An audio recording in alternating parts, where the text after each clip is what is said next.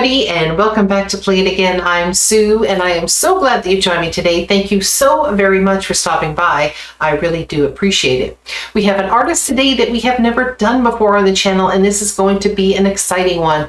We are going to check out Tori Amos and the song Cornflake Girl. I remember this song from back in the 90s. I believe it came out in 1994. You can correct me if I'm wrong.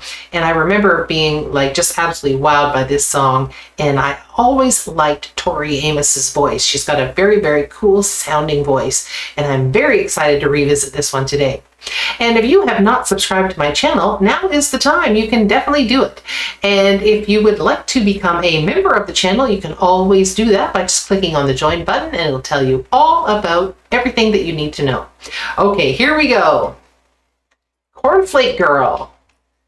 This is the US version official music video. So there must be other versions of this video. I've never seen the video before, so this is going to be very, very cool. And if you're from another country where you saw a different video, maybe you could tell me a little bit about what the video was like in your particular country. Here we go.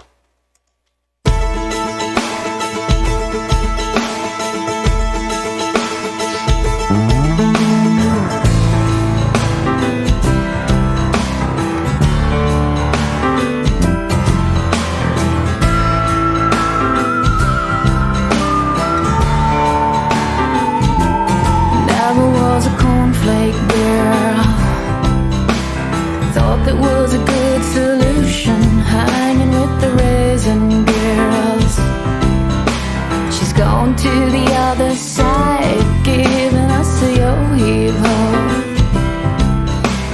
Things are getting kind of gross, and I go at sleepy time. This is not really, this is not really happening. You bet your life it is. You bet your life it is. Oh, honey, you bet your life. If the peel out the watchword, just peel out the watchword.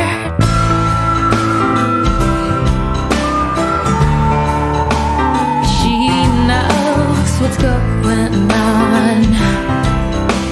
Seems we got a cheaper feel now. All the sweet teas are gone. Gone to the other side with my encyclopedia. They must have paid her a nice price. She's putting on a string big love. This is so great. I love her voice. And how many people think that she was very influenced by Kate Bush? Because to me, she just absolutely screams somebody who would have really, really been a fan of Kate Bush. Her voice, the way that the cadence of her voice, the words that she uses, the piano, of course, absolutely, totally reminds me of something that Kate Bush maybe not would have done herself, but maybe would have influenced other people to do. Absolutely, really, really great. Love this. And also, the very beginning of the song, when they hear that whistling, does it remind anybody else of those kind of late 60s, perhaps early 1970s spaghetti westerns that were really popular back in the day? A lot of them had Clint Eastwood in them. It just sounds like it would have been the beginning of something like a Fistful of Dollars, or The Good, Bad, and the Ugly, or something like that. And interestingly enough, she was the one who really wanted to have the whistling in this song, because other people, her producer included, wanted her to have the mandolin playing, but she really pushed it for the whistling. And I think it does kind of add something kind of cool and a little slightly haunting sounding to this particular song. This song, though, is actually based on something very, very dark. And she came up with the idea of this song after reading the book by Alice Walker called Possessing the Secret Joy. And it was actually all about female genital mutilation in Africa. And I guess Tori actually was having a conversation with a friend one day and saying, imagine being betrayed by the people that you trust the most, your grandmother, your mother, perhaps older sisters, and to bring you to this like butchery. And she said that those kind of people were the people that they didn't trust. And I guess she and her friend called those people cornflake girls. And that's where this kind of came from. It's those girls that you can't trust. It's those girls that you know are going to do something to get at you or are out to get you, perhaps. And apparently the Raisin Girls are the girls who are much more open-minded. So I thought that was actually very interesting. She's just put a lot of her own kind of experiences, perhaps, and maybe her own kind of verbiage, I guess, in this song, basing it on something that is very foreign to her, but she was very, very seriously upset about. And I thought that was a really, really kind of cool way she married those two different things. Anyway, let's rewind this a little bit. Yeah. There must have been a nice price she's putting on a stupid love. This is not really, this is not really happening. You bet your life it is. You bet your life it is. You bet your life it's a peel out the watchword, just peel out the watchword.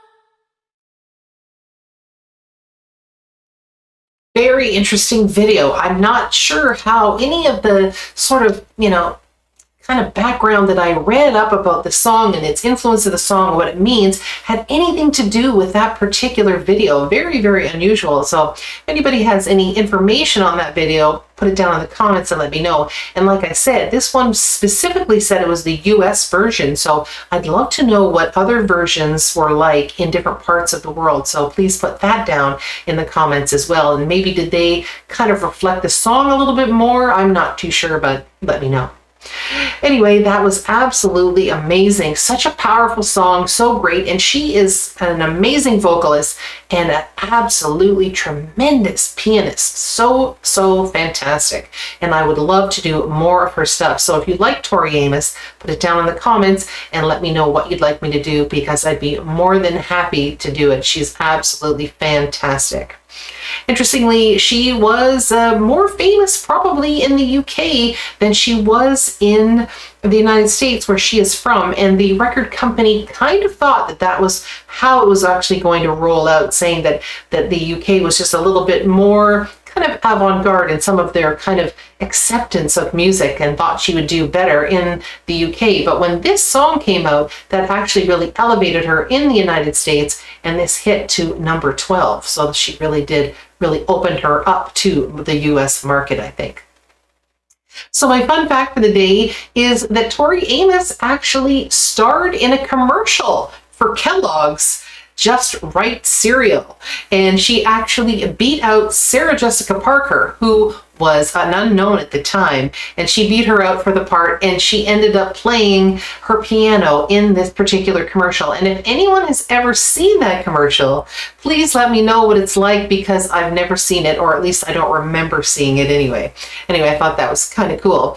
And let's face it, cornflakes were also made by Kellogg, so she's kind of on the same train here. Anyway, I think that wraps it up for the day. So everyone have a joyful day, and I will see you all again next time. Bye-bye.